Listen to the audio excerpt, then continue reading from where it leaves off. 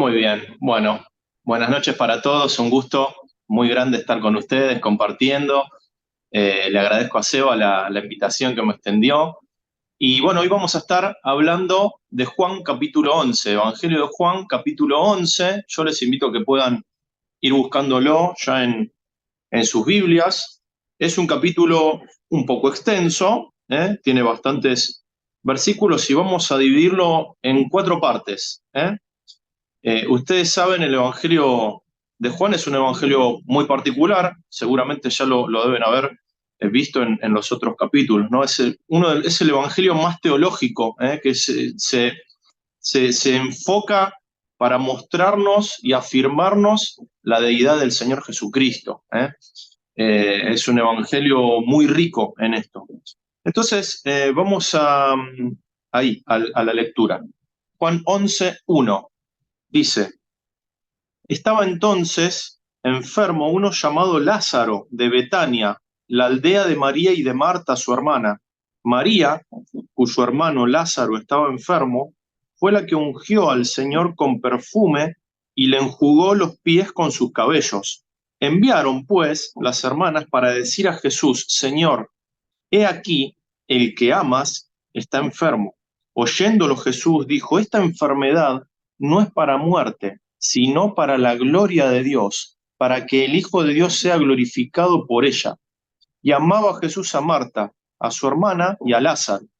Cuando oyó, pues, que estaba enfermo, se quedó 2 días más en el lugar donde estaba. Luego, después de esto, dijo a sus discípulos: vamos a Judea otra vez. Le dijeron los discípulos: Rabí, ahora procuraban los judíos apedrearte, ¿y otra vez vas allá? Respondió Jesús: ¿no tiene el día 12 horas? El que anda de día no tropieza, porque ve la luz de este mundo, pero el que anda de noche tropieza, porque no hay luz en él. Dicho esto, les dijo después: nuestro amigo Lázaro duerme, mas voy para despertarle. Dijeron entonces sus discípulos: Señor, si duerme sanará. Pero Jesús decía esto de la muerte de Lázaro, y ellos pensaron que hablaba del reposar del sueño. Entonces entonces Jesús les dijo claramente: Lázaro ha muerto, y me alegro por vosotros de no haber estado allí, para que creáis, mas vamos a él. Dijo entonces Tomás, llamado Dídimo, a sus condiscípulos: vamos también nosotros para que muramos con él. Que Dios bendiga hasta aquí la lectura, luego vamos a continuar. Esta es la primera división para que podamos ir viéndolo. Es cómo se va preparando este milagro, cómo se va preparando todo el entorno para hacer el milagro. Ustedes saben, hermanos, el Evangelio de Juan nos muestra 7 milagros, 7 milagros especiales que Juan documentó. Nos muestra los 7 yo soy, después muestra muchas 7 señales más, ¿no? En división de 7 por 7. Acá vamos a ver justamente uno de los 7 grandes milagros, que es la resurrección de Lázaro, y uno de los 7, yo soy del Señor Jesús, que lo vamos a ver en la segunda, en el segundo punto, ¿no? Digamos, en la segunda división que vamos a hacer. Ahora, acá, en esta primera división que podemos ver, vamos a ver los propósitos por los cuales estaba aconteciendo esta situación, que va a finalizar justamente con el milagro de la resurrección de Lázaro. Ahora, acompáñenme, vamos allí al versículo 4, lo releemos, dice: oyéndolo Jesús dijo: esta enfermedad no es para muerte, sino para la gloria de Dios, para que el Hijo de Dios sea glorificado por ella. El primer propósito que nosotros podemos encontrar, que podemos rescatar, es que el Padre y el Hijo, por medio de este acontecimiento que sucedía en la salud de Lázaro, sean glorificados. Que al finalizar con el milagro que el Señor iba a hacer, sea glorificado el Padre y el Hijo. En el versículo 5, continuando, dice, y amaba Jesús a Marta, a su hermana y a Lázaro. Parte también de lo que el Señor quiere mostrarnos es su gran amor para con las personas. Y en especial que Él, estando aquí entre nosotros, cuando estuvo en este mundo, Él tenía también, como usted, como yo, como vos y como yo, tenía también amor por las personas, y amor en particular por las personas. Él amaba a todos, pero también amaba a las personas en particular, y lo podemos ver acá, cómo tenía una relación especial, de amistad, de cariño especial, para la familia de Lázaro y sus hermanas. El tercer objetivo o la tercer, digamos, el tercer propósito que vamos a ver en esta primera división, la vemos en el versículo 6. Dice, cuando yo, pues, que estaba enfermo, se quedó 2 días más en el lugar donde estaba. Y esto nos da mucho que pensar, ¿no? Eh, Primero, tenemos que saber que donde estaba Jesús estaba al otro lado del Jordán, eso lo podemos ver al finalizar el capítulo 10. Estaba a una distancia bastante lejos de Betania, donde estaba Lázaro. Entonces lo que podemos entender es que cuando partió el mensajero a darle a Jesús las noticias de que Lázaro estaba enfermo, más o menos debió haber tardado casi un día en llegar. Entonces, nosotros sabemos que Lázaro estuvo 4 días muerto, ¿no? El Señor Jesús había transcurrido un día hasta recibir el mensaje, el Señor Jesús tomó 2 días más y después le va a tomar un día más ir hasta Betania, hasta la aldea donde estaba Lázaro. Esos son los 4 días. Ahora, esto nos da mucho que pensar, ¿no? ¿Por qué? Porque podemos ver que en las grandes crisis el Señor tiene sus tiempos. Y el Señor nos muestra eso. ¿Por qué? Porque había un propósito atrás de todo esto. Había un propósito que Él tenía que hacer, que era volver a la vida a Lázaro. Seguramente el Señor en su omnisciencia, en su conocimiento, obviamente Él ya sabía que Lázaro había fallecido, pero el Señor toma su tiempo, también porque en esa época, en ese tiempo, eh,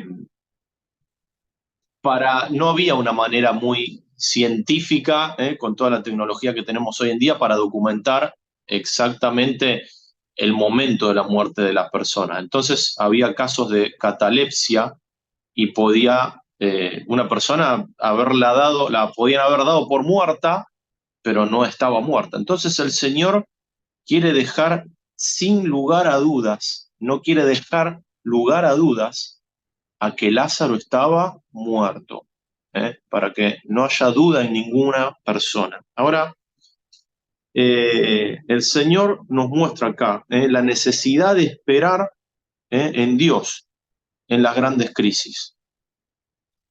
Eh, el Salmo 41, me voy un poco de la lectura, pero es para profundizar un poco en este punto. El Salmo 41 nos dice lo siguiente con respecto a esperar. Dice, pacientemente esperé a Jehová y se inclinó a mí y oyó mi clamor, dice el Salmo 41. Eh, Nosotros en el momento de crisis no debemos desesperar, sino que debemos esperar en Dios y debemos hacer como hizo el rey David acá, oyó mi clamor. Y debemos hacer también como hizo el Señor Jesús, respetando los tiempos. Ahora, el cuarto, vamos del 11 al 14. Dice, dicho esto, les dijo después, nuestro amigo Lázaro duerme, mas voy para despertarle. Ahí el Señor Jesús quería ser suave con las palabras, ¿no? Él se refería, cuando dice duerme, por supuesto, a que estaba muerto, pero él quería ser suave con las palabras. Entonces vemos, al continuar, que los discípulos no habían entendido, pensaban que era dormir del sueño, ¿verdad? Dice, dijeron entonces sus discípulos, Señor, si duerme sanará. Pero Jesús decía esto de la muerte de Lázaro, y ellos pensaban que hablaba del reposar del sueño. Entonces Jesús les dijo claramente, Lázaro ha muerto. Lázaro ha muerto. Y el cuarto propósito es que el Señor Jesús nos iba a mostrar allí en ese momento el poder de la resurrección, el poder de la resurrección, y que era dado por él. En el versículo 15 dice, y me alegro por vosotros de no haber estado allí, para que creáis, mas vamos a él. Y en ese para, siempre que hay un para, porque ahí también hay un propósito, y el propósito era ayudar a reforzar la fe de los discípulos y de las demás personas, para que creáis, lo dice ahí en el versículo 15. Obviamente el Señor Jesús podía hacer los milagros, por supuesto, y esto es algo que él mostraba su persona, mostraba quién era y de dónde venía. Vemos que este tipo de señales siempre estuvieron guardadas para épocas, para tiempos bíblicos en los cuales había mucha idolatría y también mucha incredulidad. Dios los dejó guardados puntualmente, ¿no? Podemos ver cómo en la época del Éxodo Moisés podía hacer señales para que el pueblo pueda creer. Una vez que el pueblo creyó, bueno, esas señales luego cesaron, ¿no? Con Josué, cuando ya el pueblo había vuelto a la tierra prometida. Podemos ver otros tiempos oscuros en los cuales el pueblo había una gran incredulidad y no podía creer. Época de Elías y Eliseo, ellos podían hacer este tipo de prodigios y señales. Y vemos en la época puntual del Salvador, del Señor Jesucristo, como el Señor, por supuesto, podía hacer estas señales, y también las deja para la época de la primera iglesia, para los apóstoles, y luego ya no más. Pero vemos también el propósito de estas señales, para que crean, era para abrir los ojos y el corazón de las personas y que puedan creer. Vamos al último de los propósitos en este primer bloque, versículo 16.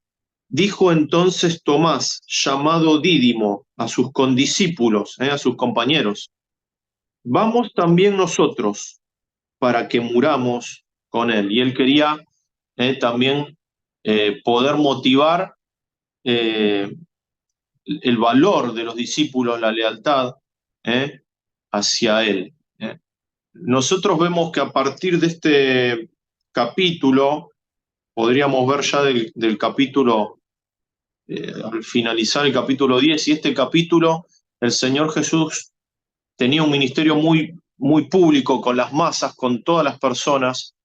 A partir de cuando finaliza el capítulo 11, vamos a ver que ya el Señor va a empezar a tener ya un ministerio más personal con los discípulos, para prepararlos para el momento que llegaba. Bien, vamos al segundo bloque, la segunda división que hice. Vamos a leer a partir del versículo 17. Dice la lectura: Vino pues Jesús y halló que hacía ya 4 días que Lázaro estaba en el sepulcro. Betania estaba cerca de Jerusalén, como a 15 estadios, y muchos de los judíos habían venido a Marta y a María para consolarlas por su hermano. Entonces Marta, cuando oyó que Jesús venía, salió a encontrarle, pero María se quedó en casa. Y Marta dijo a Jesús: Señor, si hubieses estado aquí, mi hermano no habría muerto. Mas también sé ahora que todo lo que pidas a Dios, Dios te lo dará. Jesús le dijo: tu hermano resucitará. Marta le dijo: yo sé que resucitará en la resurrección, en el día postrero. Le dijo Jesús: yo soy la resurrección y la vida. El que cree en mí, aunque esté muerto, vivirá. Y todo aquel que vive y cree en mí, no morirá eternamente. ¿Crees esto? Le dijo: sí, Señor, yo he creído que tú eres el Cristo, el Hijo de Dios, que has venido al mundo. Habiendo dicho esto, fue y llamó a María su hermana, diciéndole en secreto: el maestro está aquí y te llama. Ella, cuando lo oyó, se levantó de prisa y vino a él. Jesús todavía no había entrado en la aldea, sino que estaba en el lugar donde Marta le había encontrado. Entonces los judíos que estaban en casa con ella y la consolaban, cuando vieron que María se había levantado de prisa y había salido, la siguieron diciendo: va al sepulcro a llorar allí. María, cuando llegó a donde estaba Jesús, al verle, se postró a sus pies diciéndole: Señor, si hubieses estado aquí, no habría muerto mi hermano. Jesús entonces, al verla llorando, y a los judíos que la acompañaban también llorando, se estremeció en espíritu y se conmovió. Y dijo: ¿dónde le pusisteis? Le dijeron: Señor, ven y ve. Jesús lloró. Dijeron entonces los judíos: mirad cómo le amaba. Y algunos de ellos dijeron: ¿no podía este que abrió los ojos al ciego haber hecho también que Lázaro no muriera? Bueno, vamos a ver acá en esta segunda división la llegada de Jesús a Betania. Betania estaba cerquita de Jerusalén, dice la lectura 30 estadios, perdón, 15 estadios, ¿no? Sí, cerca de Jerusalén como 15 estadios. 15 estadios son equivalentes a 3 kilómetros. Jesús no estaba en Jerusalén, no estaba en Betania, simplemente nos da esta distancia para que sepamos cuánto distaba Betania de Jerusalén. Jesús estaba del otro lado del Jordán, que era un camino mucho más largo, un camino de casi un día. Ahora, eh, lo que pasaba con los discípulos, decían: bueno, nosotros nos corrimos, nos fuimos lejos para que el Señor no sea apedreado por el evento que habían tenido en Juan capítulo 10, y dice: y ahora nos vamos a volver a la ciudad, a Jerusalén, a cerca de Jerusalén, ahí cerquita, pegadito. Bueno, ese era todo el viaje que ellos tenían. Ahora, cuando nosotros llegamos acá a esta llegada de Jesús, vamos a ver el denominador, digamos, común de todos, es que estaban esperando que el Señor sane un enfermo. Eso es lo que ellos estaban esperando. Ellos esperaban que Jesús sane un enfermo, pero el milagro iba a ir mucho más allá. No era tan solo sanar una enfermedad, que por supuesto sanar una enfermedad lo puede hacer solamente el Señor, pero eso era mucho más que darle la vista a un ciego, sino que Él iba a devolverle la vida a alguien que ya había entrado en un estado de descomposición, ya algo imposible, imposible. Ahora, imposible para nosotros, ¿no? Para el humano común, para el Salvador, no, nada. Y lo demostró allí, en ese momento. Ahora, me encanta ver cómo llega con Marta allí, ¿no? Y realmente nosotros tenemos esa, o por lo menos yo, ¿no? Esa distinción entre Marta y María, eh, pero acá al leerlo y releerlo el pasaje, yo al principio decía: uy, ¿cómo Marta lo está cuestionando al Señor?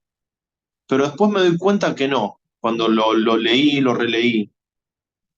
Dice entonces el versículo 20: entonces Marta, cuando oyó que Jesús venía, salió a encontrarle, pero María se quedó en casa. Y Marta dijo a Jesús: Señor, si hubieses estado aquí, mi hermano no hubiera muerto.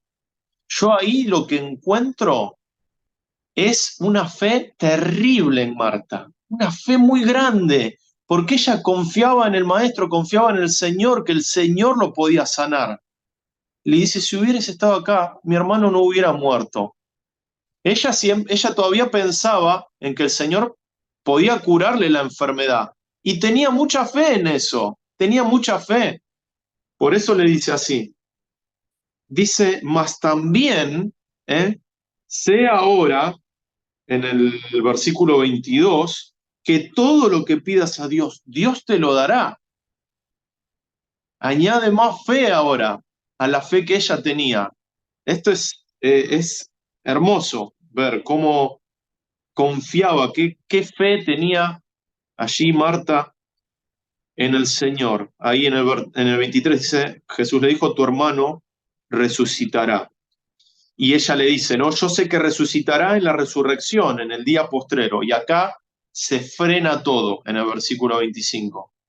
Porque cuando el Señor Jesús dice esta frase, yo creo que todo se frena. Y ahora lo vamos a ver por qué. Dice el versículo 25, le dijo Jesús, yo soy la resurrección y la vida. El que cree en mí, aunque esté muerto, vivirá. Y esa palabra, esa frase, cuando el Señor Jesús dice yo soy, para un judío tenía un significado, pero tremendo, un significado gigante. Y vemos acá uno de los 7 yo soy del Evangelio de Juan. Yo soy la resurrección y la vida. El que cree en mí, aunque esté muerto, vivirá. La frase yo soy traslada a cualquier persona, a cualquier judío, directamente allí a Éxodo, cuando se encuentra la persona de Jehová con Moisés en la zarza, cuando le pregunta, ¿de parte de quién les digo que voy? Y el Señor, y Dios, Jehová, les dice, de parte de yo soy el que soy. Y para un judío esto era tremendo, porque el Señor Jesús en esa frase estaba diciendo, estaba mostrándose como el Dios eterno, como el Dios autoexistente. Eso es lo que él muestra con esta frase, y es la parte especial a donde el evangelista Juan nos quiere llevar y mostrarnos a la persona de Cristo. Dice que el que vio al Hijo, vio al Padre. Juan capítulo 1, versículo 1, que Él es el Verbo, y el Verbo, el Logos, es el que me ve a mí, ve al Padre. Las palabras que yo digo son las palabras del Padre. La idea, lo que yo muestro, mis palabras muestran la idea del Padre. Nos muestra esa persona tan especial del Señor Jesús. El Señor Jesús, el Dios hombre, que descendió del mundo, del cielo, perdón, para tomar forma de siervo hecho semejante a los hombres, y con el propósito de salvarnos. Ahora, ahí el Señor Jesús hace esta afirmación, ¿no? Tan especial. Él afirma que todo aquel que cree en Él, aun cuando muera físicamente, va a vivir espiritual y eternalmente, y su cuerpo resucitará. Por supuesto, Él resucitó al tercer día, el Salvador venció la muerte, y por Él, que fue el primero, todos nosotros vamos a resucitar. ¿eh? Eh, bien, Él es la resurrección y la vida. Esta es el segundo bloque, ¿no? Con la llegada de Jesús allí y con los, digamos, el discurso allí, el discurso, la conversación que tiene con Marta, luego con María también, hace esta afirmación tan grande e importante. Ahora, me encanta también cómo sigue la conversación. Dice, y todo aquel que vive y cree en mí no morirá eternamente, el versículo 26. Y el Señor le pregunta, ¿crees esto? Y qué lindo lo que dice el versículo 27, ¿no? La fe de María. Dice, le dijo, sí, Señor, yo he creído que tú eres, perdón, la fe de Marta, que tú eres el Cristo, el Hijo de Dios, que has venido al mundo. Y yo cuando leía esto, esta declaración de Marta, dije, es una oración de salvación tan hermosa, un reconocimiento tan hermoso, ¿no? Cuando vamos, por ejemplo, en Génesis, y en Génesis podemos observar que Abraham le creyó a Dios y le fue contado por justicia, que ese es el momento en el cual podemos decir que es salvo Abraham, ¿no? Y qué lindo decir, bueno, acá podemos ver documentado en la palabra de Dios la fe de Marta, el momento de su salvación. Sí, es que quizá no lo había hecho antes, pero la fe depositada, ¿eh? de Marta en El Salvador. Le dijo, sí, Señor, yo he creído que tú eres el Cristo, el Hijo de Dios, que has venido al mundo. Bien. Eh, Vamos ahora y avanzamos, para ser respetuoso del tiempo. Vamos a avanzar al milagro, al momento del milagro. Dice, versículo 38, Jesús, profundamente conmovido otra vez, vino al sepulcro. Era una cueva y tenía una piedra puesta encima. Le dijo Jesús, quitad la piedra. Marta, la hermana del que había muerto, le dijo, Señor, hiede ya, porque es de 4 días. Jesús le dijo, ¿no te he dicho que si crees verás la gloria de Dios? Entonces quitaron la piedra de donde había sido puesto el muerto. Y Jesús, alzando los ojos a lo alto, dijo, Padre, gracias te doy por haberme oído. Yo sabía que siempre me oyes, pero lo dije por causa de la multitud que está alrededor, para que crean que tú me has enviado. Y habiendo dicho esto, clamó a gran voz, Lázaro, ven fuera. Y el que había muerto salió, atadas las manos y los pies con vendas, y el rostro envuelto en un sudario. Jesús les dijo, desatadle y dejadle ir. Hermanos, acá podemos ver de los, por lo menos, los 7 milagros documentados en el Evangelio de Juan, este es inigualable. Este es uno de los, este es el milagro más importante. Una persona que ya había entrado en el proceso de descomposición, que la ciencia, es imposible para la ciencia volverla a la vida, bueno, pero para el Señor no. Y el Señor le dice allí, ¿no te he dicho que si crees verás la gloria de Dios? Se lo vuelve a recordar allí a Marta. Ahora, el Señor Jesús hace este milagro y después yo me imagino, ¿no? La vida de Lázaro, esto es a título personal mío, por supuesto. La vida de Lázaro. Él predicaba caminando por la calle. Digo, porque lo veían al pasar y seguramente la gente que lo veía diría, esta persona, Lázaro, estuvo muerto y lo resucitó, lo volvió a la vida, Jesús. Con su vida, él predicaba. Ahora, hay algo que nos puede llamar la atención acá, eh, y es lo siguiente.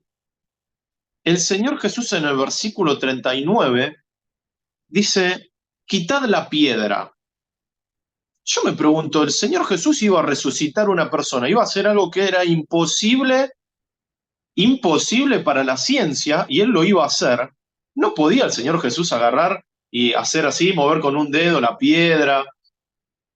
El Señor Jesús luego al final dice, luego de resucitarlo, el versículo 44, me imagino a Lázaro a los saltitos saliendo de la tumba, ¿no? Porque estaban sus manos y sus pies atadas y él envuelto todavía en el sudario. No podía haberlo desatado él también, si iba a hacer ese milagro tan grande. Bueno, quizá la lección que nosotros acá más podemos ver, hermanos, a mí me toca fibras muy íntimas, es que Dios va a hacer todo lo que nosotros no podamos hacer, pero que Él no va a hacer nada de lo que nosotros podamos hacer. Entonces Él nos deja una lección, ¿no? Que donde nosotros no lleguemos, quizás si tenemos un familiar que está enfermo, y nosotros podemos ayudar a nuestro familiar, asistirlo, estar, digamos, ayudándolo en todo lo que podemos, y obviamente darle la salud, nosotros no lo vamos a poder hacer, quizás ni siquiera los médicos, pero sí el Señor lo puede hacer, y nuestra oración elevada a Él, ¿no? Para que Él pueda hacerlo si es su voluntad. Entonces nos deja esta gran lección, ¿no?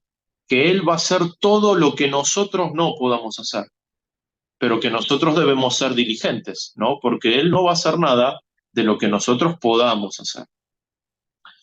Vamos ahora, sí, y ya terminando, quiero ser respetuoso del tiempo, vamos a leer a partir del versículo 45 ahora, ¿eh? Para ver, digamos, los resultados del milagro, ¿eh? ¿Qué pasó después? Dice, entonces el versículo 45, muchos de los judíos que habían venido para acompañar a María y vieron lo que hizo Jesús, creyeron en él. Pero algunos de ellos fueron a los fariseos y les dijeron lo que Jesús había hecho.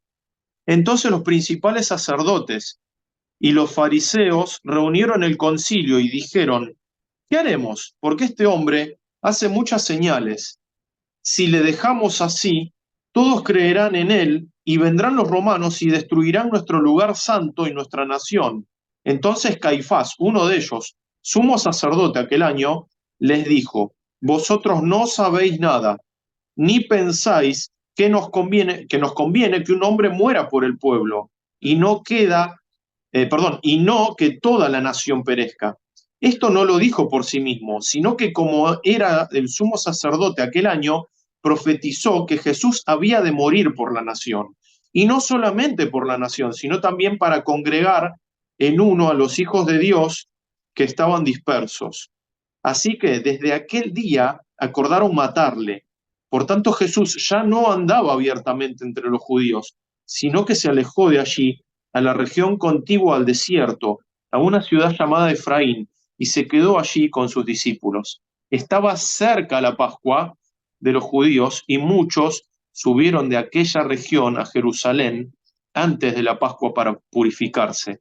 Y buscaban a Jesús, y estando ellos en el templo se preguntaban unos a otros, ¿qué os parece? ¿No vendrá la fiesta?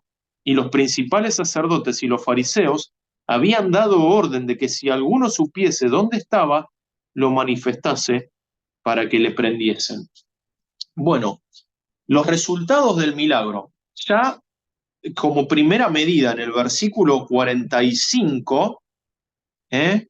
Y en el 46, vemos que muchas de las personas creyeron en él. ¿Eh? Directamente ya muchas de las personas pudieron creer en él, porque nadie podía hacer estas señales que solamente Jesús podía hacer.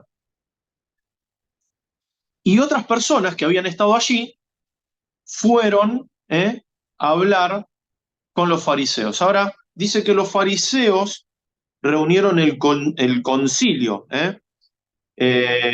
Y ahí, investigando un poco, el concilio se reunía y estaba también el Sanedrín, y la mayoría de los integrantes del Sanedrín, del concilio, eran saduceos y fariseos. En realidad, la mayoría eran saduceos y la minoría eran fariseos. Y estaba el sumo sacerdote, como nos dice acá, en este año era Caifás. Y ahí empiezan a hacer el complot contra Jesús, ya directamente empiezan a hacer el complot para matar al Señor Jesús.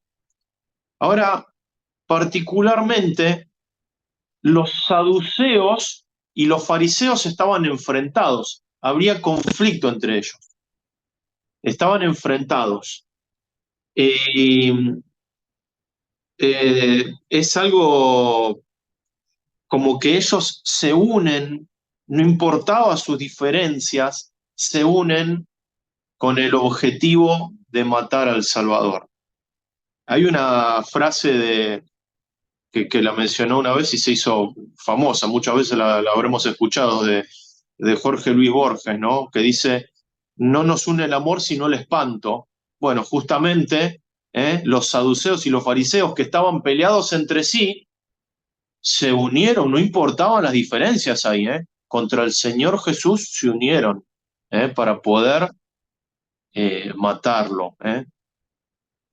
Así que podemos ver que directamente el plan de matar al Señor Jesús había comenzado, ya estaba en marcha. Y dice al finalizar que ya el Señor Jesús, en el versículo 54, no andaba abiertamente, ¿eh?